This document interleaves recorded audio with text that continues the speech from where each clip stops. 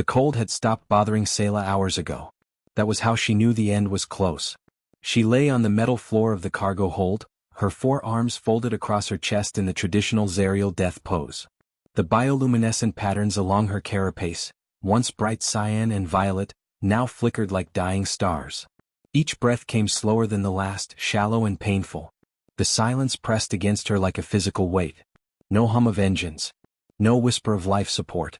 Just the occasional groan of metal as the derelict ship drifted through the void, and the ragged sound of her own breathing. Seyla closed her eyes and let the memories come. She remembered the chaos. Alarms screaming through every corridor of the colony ship. The captain's voice booming over speakers, ordering immediate evacuation. A cascade failure in the main reactor. 20 minutes until containment breach. Maybe less. She remembered running with the others, her damaged wings folded tight against her back. The wings had never fully healed from her accident in the crystal mines 2 seasons ago. They could not carry her weight anymore. Among the Zerial that made her less than whole. Defective. She remembered reaching the evacuation pod bay with her group. 30 Zerial trying to squeeze into pods designed for 20. The stronger ones pushed forward. The perfect ones. Those whose wings could still catch solar winds, whose carapaces gleamed without cracks, whose forearms moved in perfect symmetry. Seyla had been shoved backward.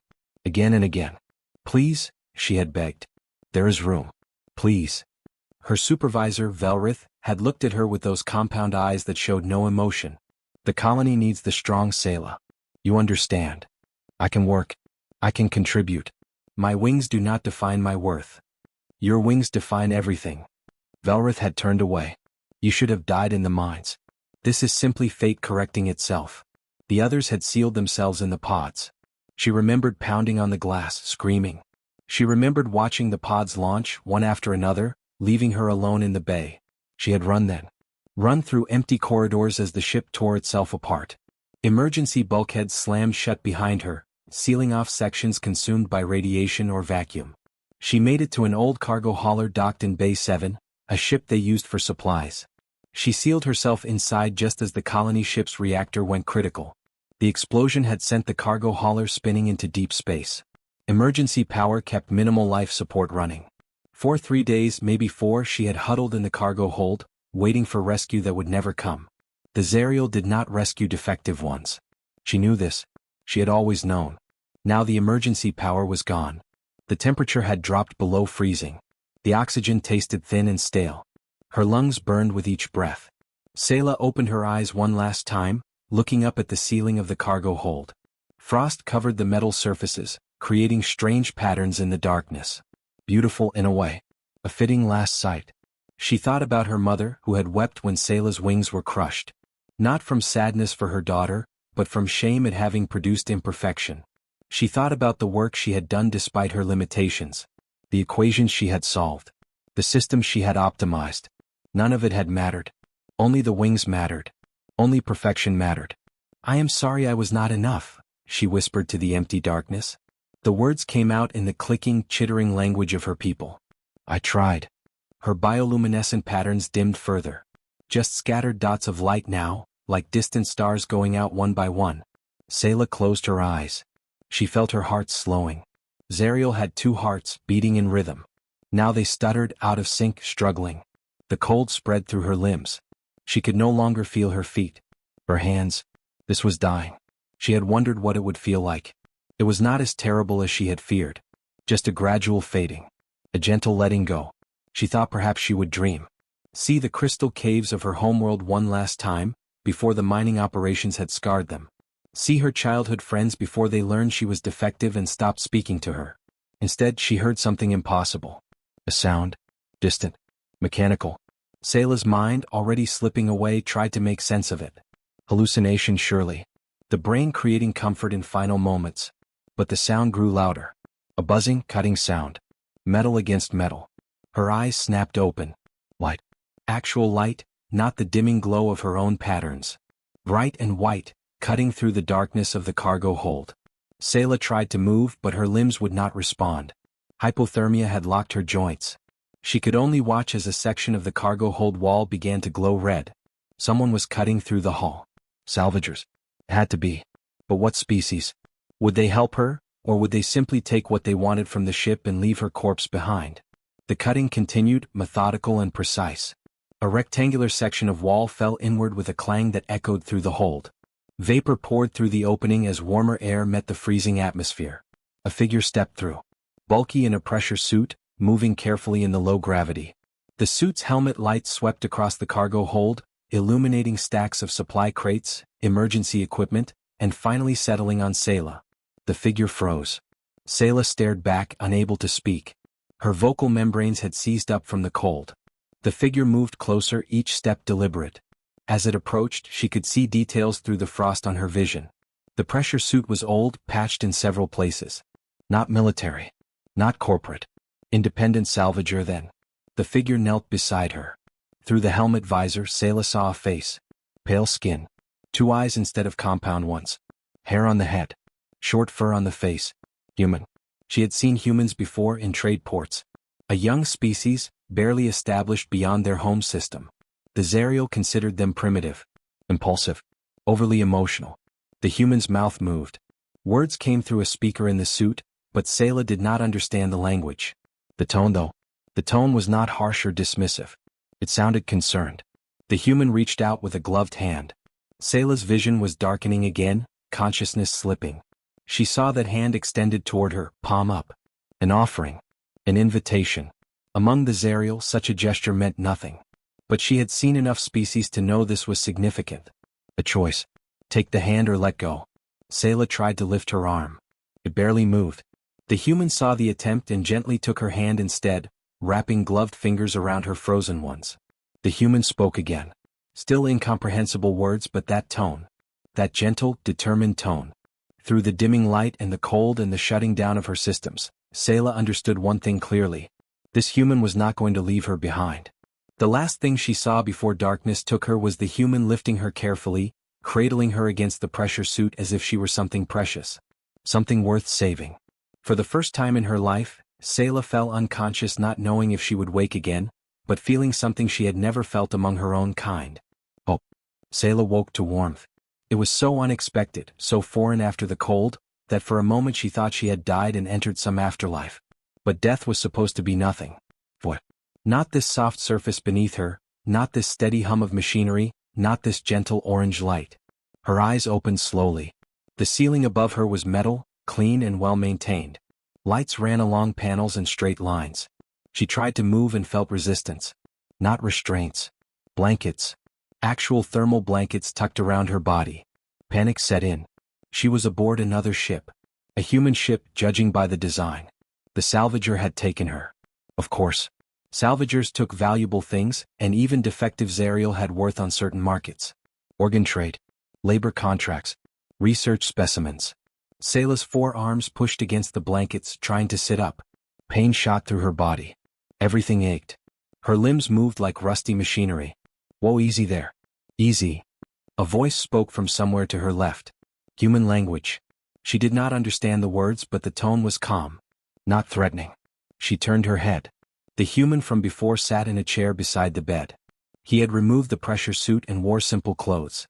Brown hair, slightly messy. A face marked with small scars. Young, perhaps by human standards. His 2 eyes watched her with what looked like concern. Seyla's vocal membranes clicked rapidly, the Zerial equivalent of rapid breathing. Where was she? What did he want? Why was she not restrained? The human held up both hands, palms forward. A universal gesture. No weapons. No threat. It is okay, he said slowly. You are safe. She understood nothing. Her bioluminescent patterns flared bright yellow, the color of fear and distress. The human reached slowly for something on a small table. Seyla tensed, ready to fight despite her weakness. But he only picked up a small device no bigger than his palm. He tapped it a few times, then held it toward her. Testing translation protocol, the device said in perfect Zerial clicking speech. Can you understand this language? Seyla stared. Translation software. Expensive technology. Why would a salvager waste such resources on salvage? Yes, she clicked back cautiously. I understand. The human's face changed. His mouth curved upward. A smile she remembered. Humans smiled to show pleasure or friendliness. Good. That is very good. The device translated his words with only a slight delay. My name is Colin Wright. You are aboard my ship, the Horizon Runner. You are safe here. Safe, Seyla repeated. The word felt strange in her mouth. I am your prisoner. Colin's smile faded. No, not prisoner. Yes, I found you dying. I brought you here to help. Why? The question came out sharper than she intended. What is my value to you? Colin looked confused. The device translated the emotion in his voice. Value? You are a person. You needed help. That is enough reason. Seyla's patterns shifted to orange. Confusion. Suspicion. You waste resources on defective salvage. This makes no sense. What do you want from me? Defective. Colin leaned forward slightly. You are not defective. You were injured and abandoned. That is not the same thing. My wings are damaged. I cannot fly. Among my people, this makes me useless. Less than whole. You must know this. Colin was quiet for a moment. The translator device hummed softly between them. When he spoke again, his voice was gentle. Your people are wrong. The words hit Seyla like a physical blow. No one had ever said such a thing. Not in her entire life. My AI scanned you while you were unconscious, Colin continued. I had to make sure I could treat you safely. Your body temperature was critically low. You had frostbite in 3 limbs. Severe dehydration. Early stages of oxygen deprivation. But you are alive now. Healing. The wings do not change that. The wings define everything, Seyla said automatically. It was what she had been taught. What everyone knew. Not here, they do not. Colin stood and walked to the door of the small room. He pressed a panel and the door slid open. See? Not locked. You are free to move around the ship when you feel strong enough. There is food in the galley. Water. Medical supplies if you need them. Seyla stared at the open door. This had to be a trick. Captors did not leave doors unlocked.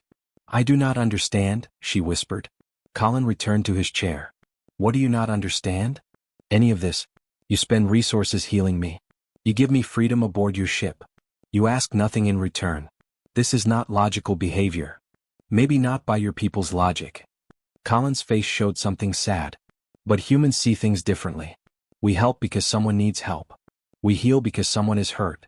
We give freedom because everyone deserves it. Even the defective ones?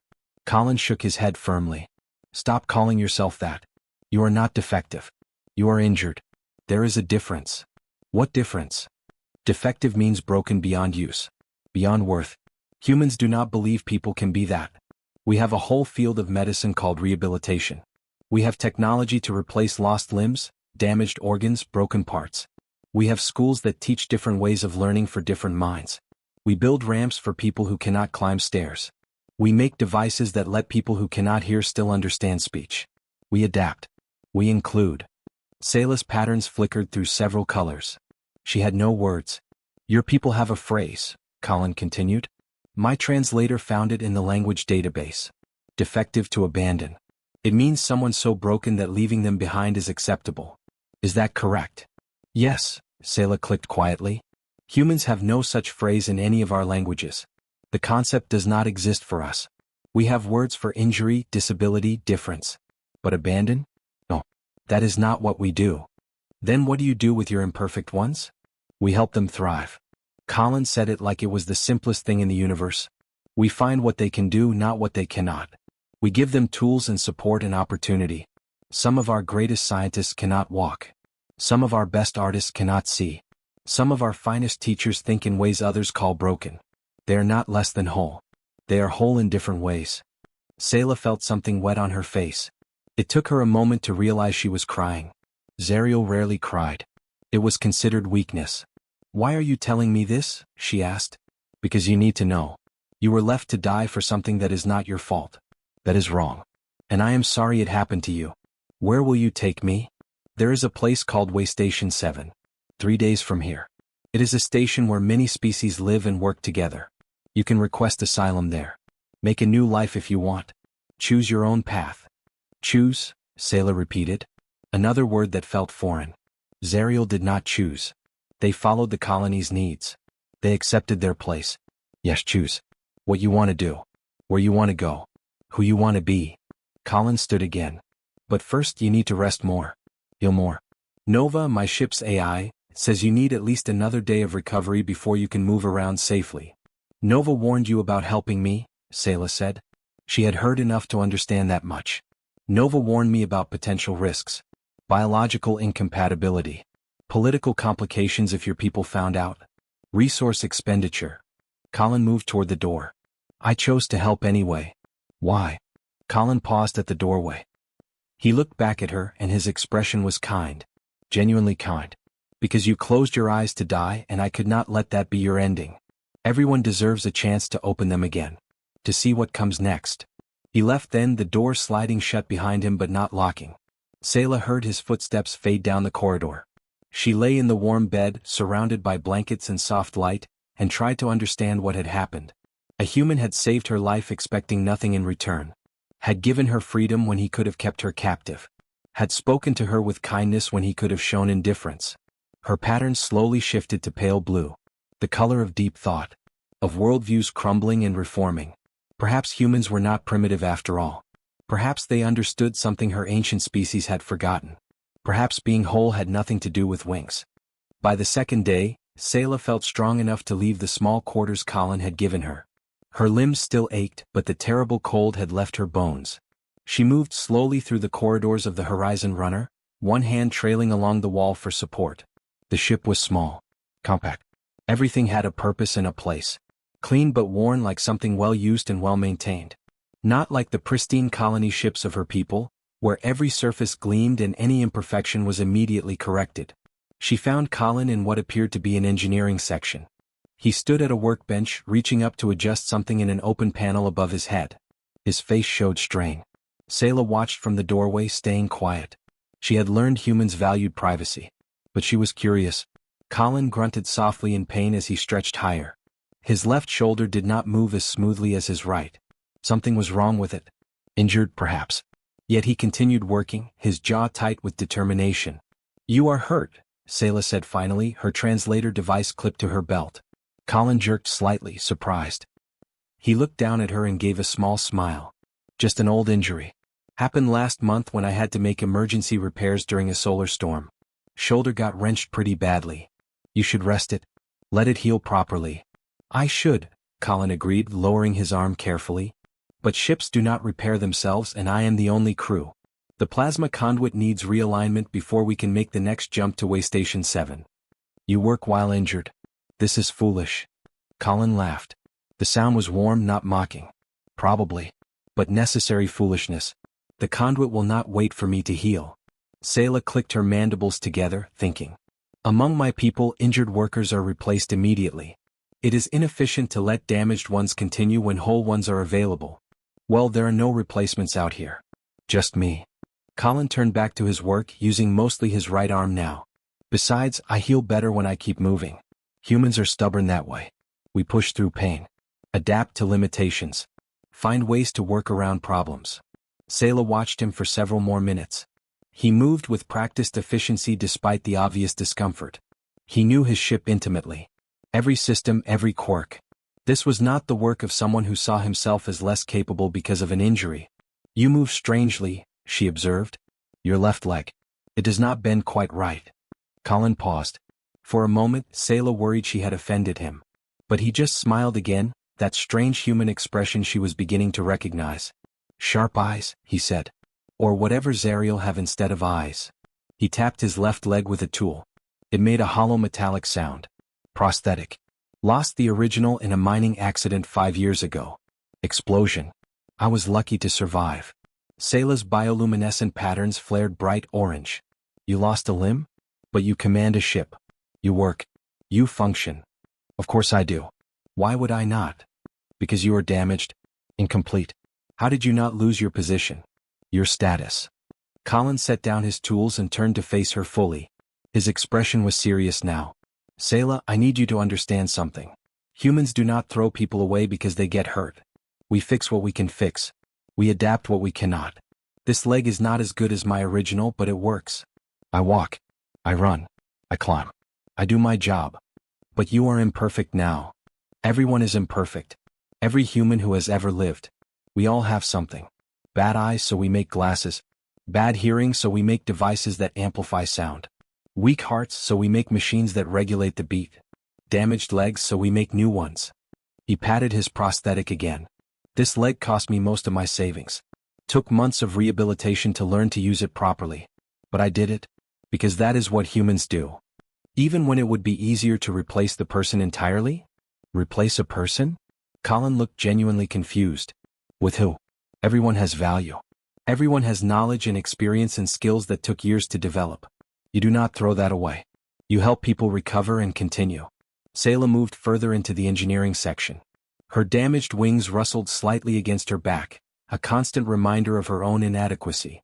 Or what she had always thought was inadequacy. I do not understand your species, she said quietly. My people have existed for thousands of your years. We have built great cities, traveled between stars, created wonders. But we never thought to do what you describe. We only thought to preserve perfection. To eliminate weakness. And what did that create? Colin asked gently. Seyla thought about her people. About the rigid hierarchies. The constant fear of injury or illness. The way everyone competed to prove their perfection, their worth. The way the weak simply disappeared. It created fear, she admitted. Fear of being next. Of becoming defective. Of losing everything. Exactly. Fear makes people cruel. Makes them abandon their own when trouble comes. Colin picked up his tools again but did not resume working. Humans learn something different. Maybe because we are weak compared to most species. We do not have armor or claws or wings. We are slow and soft. So we learned early that we survive by helping each other. The strong protect the weak. The healthy care for the sick. The whole support the broken until they can stand again. But why? Seyla's patterns flickered with genuine confusion. What benefit does this provide? Would it not be more efficient to focus resources on the strongest? Maybe in the short term. But humans think long term. That strong person today might be injured tomorrow. That healthy person might get sick. We are all one accident away from needing help.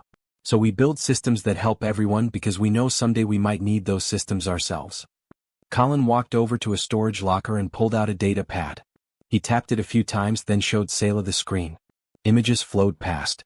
Humans using wheelchairs. Humans with mechanical limbs like Colin's. Humans with devices attached to their heads. Humans with scars and differences and variations. These are some of our greatest people, Colin said. Scientists who cannot walk. Artists who cannot see. Leaders who cannot hear. Engineers who think differently than others. They are not less than anyone else. They just experience the world differently. And humans have learned that different perspectives create innovation. Create new ideas. Create progress. Seyla stared at the images. At the humans who smiled despite their differences. At the technology designed to include rather than exclude. Among my people, every one of these humans would be abandoned or relegated to the lowest service positions, she said. We would waste all their potential because they do not match our standard of physical perfection. Then your people waste much, Colin said simply. He set the data pad aside. And they wasted you. You have a brilliant mind, Seyla. I have seen you studying my ship systems. You understand engineering concepts I explain only once. You ask intelligent questions. You observe details I miss. But your people only saw damaged wings. The wings were everything. No. The wings were just wings. You are everything else. Your thoughts, your skills, your potential, your capacity to learn and grow and contribute. That is what matters. Seyla felt her patterns shift to deep blue again. That contemplative color. She had spent her entire life believing she was broken. Worthless. A drain on her colony's resources. And here was a human telling her she had been wrong. That her people had been wrong. Why did you save me, Colin? She asked. The question had haunted her since she woke. Tell me truly. What do you gain? Colin was quiet for a long moment. He looked at her with those strange two eyes that somehow conveyed so much emotion. I gain nothing, he said finally. And I gain everything. I gain the knowledge that someone who was dying is now alive. That someone who was abandoned now has a chance at a new life. That someone who believed they were worthless now has the opportunity to discover their worth. He smiled. And honestly, Seyla, I saved you for the simplest reason in the universe. What reason? Because you needed help. The words hung in the air between them. So simple. So pure. No complex explanation. No hidden motive. Just compassion. Just humanity. Seyla's patterns flickered through a dozen colors. She had no response. No words existed in her language for what she felt. Gratitude seemed insufficient. Wonder seemed inadequate. I do not know what to say, she finally managed. You do not have to say anything. Colin picked up his tools again and returned to his work on the plasma conduit. Just heal. Rest. Think about what you might want to do when we reach Waystation 7. You have options now. You have choice. That is enough. Seyla watched him work for a while longer, this human with his damaged shoulder and his prosthetic leg and his stubborn refusal to see himself as anything less than capable. This human who saved broken things. Who valued imperfect people. She thought about the universe she had known, and the universe she was discovering. They were not the same place at all. And for the first time since her wings were crushed in the crystal mines, Seyla wondered if perhaps she might have a future worth living after all. The alarm woke Seyla from a shallow sleep. Red lights flashed in her quarters, and a synthetic voice repeated words she was learning to understand. Warning. Unknown vessel approaching. Warning. She scrambled from the bed, her limbs still not quite coordinated, and rushed toward the cockpit. Colin was already there, strapped into the pilot's seat, his hands moving across multiple displays. What is happening? Seyla asked. Ship appeared on scanners. Big one. They are hailing us. Colin's face was tense. It is not showing any identification markers, but the design is familiar. Looks like Zerial construction. Seyla's bioluminescent patterns went completely dark. The Zerial equivalent of blood draining from a human face. No. They would not come looking for me. I am defective. I am nothing to them. Well, someone is here. Colin touched a control. I am going to answer. Stay quiet for now. The main display flickered to life. A Zerial face appeared, compound eyes gleaming with reflected light. The chitin plates of his face were perfectly symmetrical, unmarked. A colony enforcer, Seyla recognized immediately. One of those who ensured the weak were properly managed. The enforcer spoke in rapid Zerial clicking. Seyla's translator picked it up immediately. Human vessel Horizon Runner, you are carrying defective Zerial property that was properly abandoned during emergency protocol. Return the property immediately and there will be no penalty for interference. Colin's jaw tightened. When he spoke, his voice was cold, formal. This is Captain Colin Wright of the independent salvage vessel Horizon Runner. I have no property aboard my ship. Only crew members. Scanners indicate Zerial life signs. The defective unit designated Seyla. She was abandoned according to our laws. She belongs to the colony. She is a person, not property. And she is under my protection as a member of my crew. The enforcer's patterns flashed angry red. You do not understand our ways, human. Defective units have no rights. No claim to rescue. You interfered with proper abandonment protocols. Colin leaned forward. I understand your ways perfectly. You left someone to die. I saved her. Under human salvage law, any life rescued in unoccupied space falls under the protection of the rescuing vessel. Seyla is now my crew member and has the right to refuse return to any organization that abandoned her. Seyla listened in shock. Colin was arguing law with a Zerial enforcer. Claiming her as crew. Protecting her with human regulations that the Zerial would not recognize or care about. The enforcer's clicking grew harsh. Your primitive laws mean nothing here. Surrender the defective unit or face consequences. Zerial patrol vessels are equipped with weapons far superior to your small ship. You cannot win this confrontation. Then you will have to catch me first, Colin said. He cut the transmission. Colin, no. Seyla rushed forward. They will destroy you. Their weapons can cut through your hull in seconds. You cannot fight them. I know. That is why we are not fighting. Colin's hands flew across the controls. We are running. Strap in. Now. Seyla threw herself into the co-pilot seat, fumbling with the unfamiliar harness. Where can we run? They are faster. Better armed. They will catch us before we can jump. Not if we go somewhere they will not follow. Colin brought up a navigation display. A field of red dots appeared ahead of them. Asteroid field. Dense one. Navigating it requires precision and small size. Their patrol vessel is too big to maneuver through safely. Then how will we navigate through? Colin smiled, but it was tight with tension. Very carefully. And with your help. The ship lurched forward. Seyla felt the acceleration press her into the seat. Behind them, the Zerial patrol vessel moved to intercept, its superior engines closing the distance rapidly. They are charging weapons, a synthetic voice announced. That was Nova, the ship's AI. Recommend immediate evasive action. Colin yanked the controls. The Horizon Runner twisted sideways.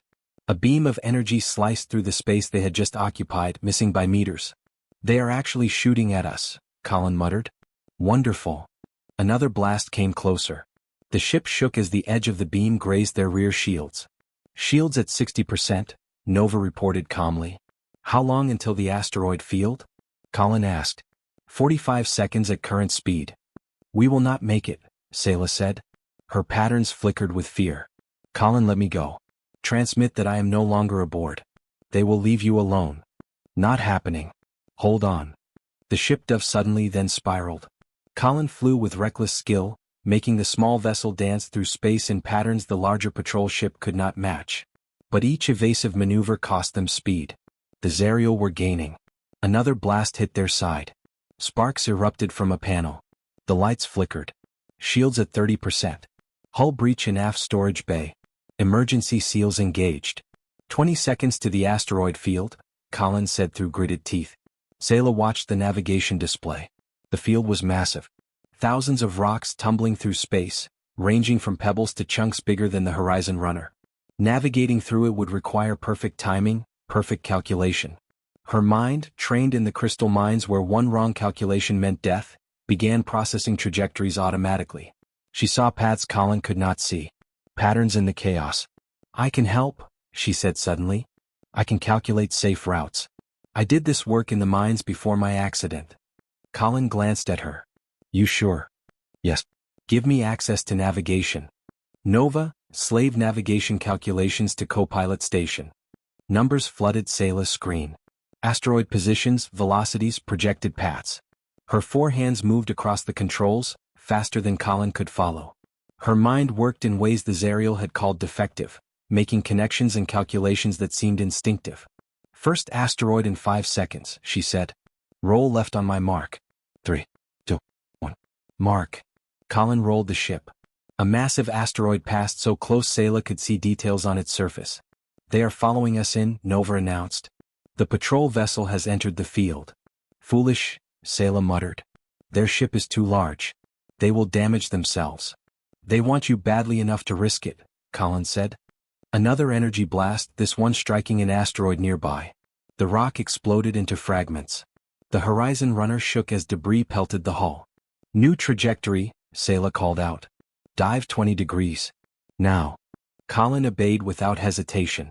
The ship plunged between two slowly rotating asteroids, the gap barely wide enough for them to fit. Behind them, the Zerial patrol vessel tried to follow. But the gap was too narrow for their bulk. Seyla heard their enforcers screaming orders through the communication channel they had not bothered to close. They are backing out, Nova reported. They cannot follow this route. Good. Seyla, keep finding paths they cannot take. For the next 10 minutes, Seyla guided them deeper into the asteroid field. She found gaps and tunnels through the tumbling rocks that only a small ship could navigate. Her calculations were perfect, instinctive. This was what she had been good at before the accident. What the colony had wasted when they marked her defective. Colin flew with absolute trust, following every instruction without question. When she said turn, he turned. When she said dive, he dove. Human and Zerial working together as if they had trained for this. Finally, they emerged on the far side of the field. Open space stretched ahead. The patrol vessel was far behind, still trying to navigate the densest sections. We made it, Colin breathed. Nova, plot a jump to Waystation 7. Maximum speed. Jump calculated. Engaging in 30 seconds. Seyla watched the display as the Zerial patrol vessel finally cleared the field. But they were too far behind now. Too slow to intercept before the jump. The enforcer's face appeared on screen again, patterns blazing with fury. You cannot run forever, human. The Zerial Collective will remember this theft. You have made an enemy today. I made a friend instead, Colin replied. Better trade, I think. He cut the transmission. The jump drive hummed to life. Space twisted around them, and in a flash of light they were gone. Seyla sat in the co-pilot seat, trembling. Not from fear anymore. From realization. Colin had risked everything. His ship. His life. His future relationships with an entire species. For her. For someone his people had barely encountered before. For someone her own people called worthless. You should have let me go, she whispered. No, Colin said firmly. He was checking systems, making sure the ship had survived intact. I should not have. And I would not have. But now you have enemies. The Zerial will not forget this. They may put bounties on you. Refuse to trade with you. Make your life difficult. Probably. Colin shrugged. Still worth it. How can you say that? He turned to look at her, and his expression was gentle. Understanding. Seyla, you just guided us through an asteroid field that should have been impossible to navigate. You did calculations in your head that my AI would have needed minutes to process. You saved both our lives with skills your people called defective. And you ask me how I can say it was worth it. Seyla had no response. Her patterns flickered through colors she had no names for. Besides, Colin added, turning back to his controls, I could not have escaped without you. We are a good team. That is worth making a few enemies. Seyla looked at the display showing the stars ahead. Waystation 7 was out there somewhere. A place where she could choose her own path. But now she understood something else. She could never go back. Not to her colony. Not to her people. The Zerial would always see her as defective property. They would never understand what Colin understood, what humans understood. That broken things were worth saving. That damaged people could still shine. Thank you, she said quietly. Colin smiled. You are welcome. Now get some rest. We will reach the station in about 6 hours. You will need your strength for whatever comes next. Seyla left the cockpit, her mind whirling with thoughts. She had lost her people today. Her entire species had rejected her, hunted her, tried to reclaim her like an object. But she had gained something too. She had gained proof that she was more than her damaged wings. That she had value. That she deserved to live. And she had gained the strangest thing of all. A human friend who saw her as she truly was. Waystation 7 appeared on the view screen like a small city floating in the void. Hundreds of ships docked at its outer rings, and lights glowed from thousands of windows. Seyla had never seen a structure quite like it. Not Zerial, not human, but something built by many species working together. It is beautiful, she said quietly. Colin smiled. Wait until you see inside. Dozens of species all living and working in one place. It can be overwhelming at first, but it is amazing once you get used to it. They docked without incident. The station's automated systems guided them to a berth in the salvagers section. As Colin shut down the ship's systems, Seyla felt nervousness creep through her. Her patterns flickered pale yellow. What if they refuse my asylum? She asked. What if they send me back to the Zerial? They will not. Colin unbuckled from his seat. The station operates under Unified Space Accord laws. Any sentient being can request asylum if they face danger or persecution from their own people. You have clear grounds. You were abandoned to die. But I am defective. What if they agree with the Zerial assessment? What if they see no value in protecting me? Colin turned to face her fully. Seyla, listen to me. You are not defective. You are skilled, intelligent, and capable. The asylum board will see that. And even if they did not, I would not let them send you back. You're my crew now. That means something. The words settled over Seyla like a warm blanket. Crew. Family in a way. Protection. They left the ship together. The station's interior was chaos to Seyla's senses. Beings of all shapes and sizes moved through wide corridors. She saw bipeds and quadrupeds, beings that floated and beings that slithered. The air carried 1,000 different scents. Voices spoke in languages she had never heard. Colin guided her through the crowds with practiced ease. He seemed to know exactly where to go. They took a lift to the administrative level, then walked down a quieter corridor to an office marked with symbols in multiple languages. Asylum Processing Center, Colin translated for her. This is where we start. The process took hours. Seyla sat across from a Taurian administrator, a being with blue skin and 3 eyes who asked endless questions through translation software. Where was she from? Why did she seek asylum? What evidence did she have of persecution? Colin sat beside her the entire time, occasionally adding details or clarifying points. His presence gave her strength. When the administrator asked about her damaged wings, Colin interrupted before she could answer. Seyla's physical condition is irrelevant to her asylum claim. She was abandoned during an emergency because her culture views injured individuals as disposable. That is persecution based on disability, which violates Unified Space Accord principles. The administrator's 3 eyes blinked in what might have been surprise. You are well versed in asylum law for a salvager, Captain Wright. I have helped others through this process before, Colin said simply. The administrator turned back to Seyla. Do you wish to return to Zerial space under any circumstances? No, Seyla said firmly. Never. And you have employment or means of support in unified space? Seyla hesitated. She had nothing. No skills that mattered, no resources, no connections. She has employment, Colin said. As crew on my vessel, the Horizon Runner. Full position with standard salvager's share of profits. Seyla's patterns flashed bright cyan.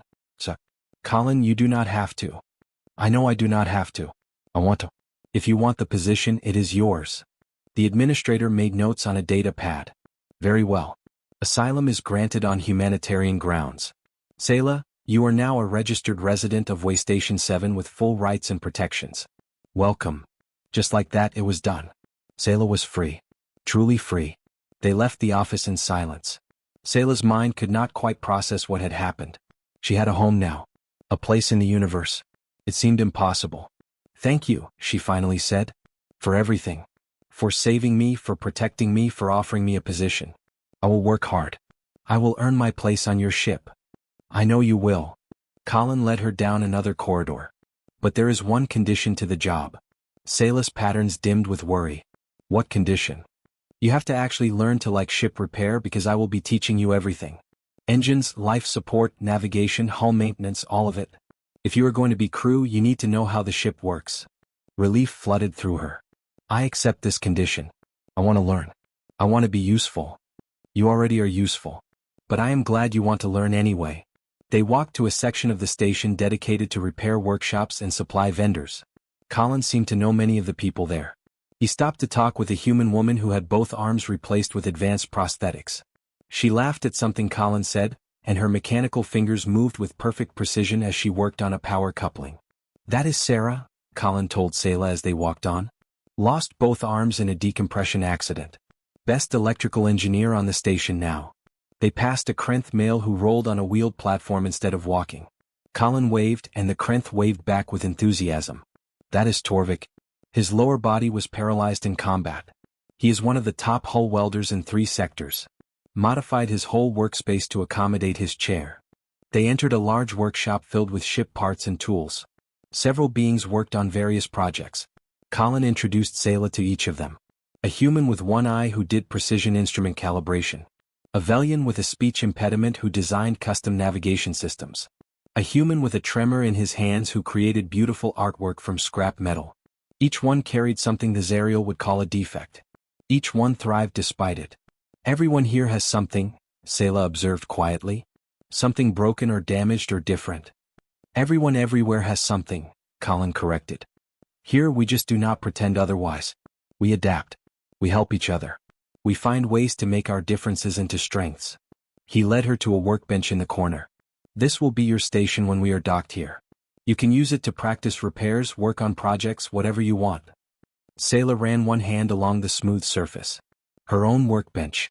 Her own space. It felt surreal. I do not know how to repay you for all of this, she said. You repay me by being good crew. By learning. By finding your place. Colin pulled out a damaged circuit board from a storage bin. Now let us start your first lesson. This is a standard power regulator. Can you tell me what is wrong with it? Seyla examined the board carefully. Her eyes, trained in the crystal mines to spot flaws and weaknesses, found the problem quickly. This connection is corroded. And this component is cracked. Exactly right. How would you fix it? Replace the damaged component. Clean the corrosion. Reseal the connection. Perfect. Go ahead and do it. Tools are in that drawer. Seyla worked slowly, carefully. Colin watched and offered guidance when she hesitated. The work was not so different from what she had done in the mines. Finding problems. Solving them. Creating something functional from something broken. When she finished, Colin tested the board. It lit up perfectly. Well done. Natural talent. He smiled. By the time I am finished teaching you, you will be able to rebuild this entire ship from spare parts. I would like that, Seyla said. And she meant it. Over the next hours, Colin taught her the basics of various systems. She absorbed everything like a sponge, asking questions, making connections. Her 4 hands gave her advantages in reaching difficult areas. Her mathematical mind grasped complex systems quickly. Other salvagers stopped by to introduce themselves, to offer tips, to welcome her. No one mentioned her wings. No one asked why she was damaged. They only cared about what she could do, not what she could not. As the station's lights shifted to simulate evening, Colin showed Seyla where she could find temporary quarters until they departed again. But she found herself reluctant to leave the workshop. Can I stay here a while longer? She asked. Practice more? Of course. Just do not overwork yourself. You are still healing. I feel stronger than I have in years, Seyla admitted. And it was true. Her body still ached, her wings still hung useless on her back. But inside something had healed. Something she had not even known was broken. Colin left her with access codes and instructions on how to lock up when she finished. Seyla worked for another hour, repairing damaged components, learning the feel of human tools in her hands. Finally, she sat back and looked at her work. A pile of broken things now functioning again. Salvaged. Saved. Given new purpose. Like her. Her bioluminescent patterns glowed steady and bright. Not the harsh perfect glow the Zariel prized, but something softer. Warmer. More genuine. She thought about her journey. About closing her eyes to die in darkness and opening them to find a hand extended in kindness. About learning that her worth was not defined by her wings. About discovering that humans saw value where her own people saw only waste. She thought about Colin risking everything to save her, teach her, protect her.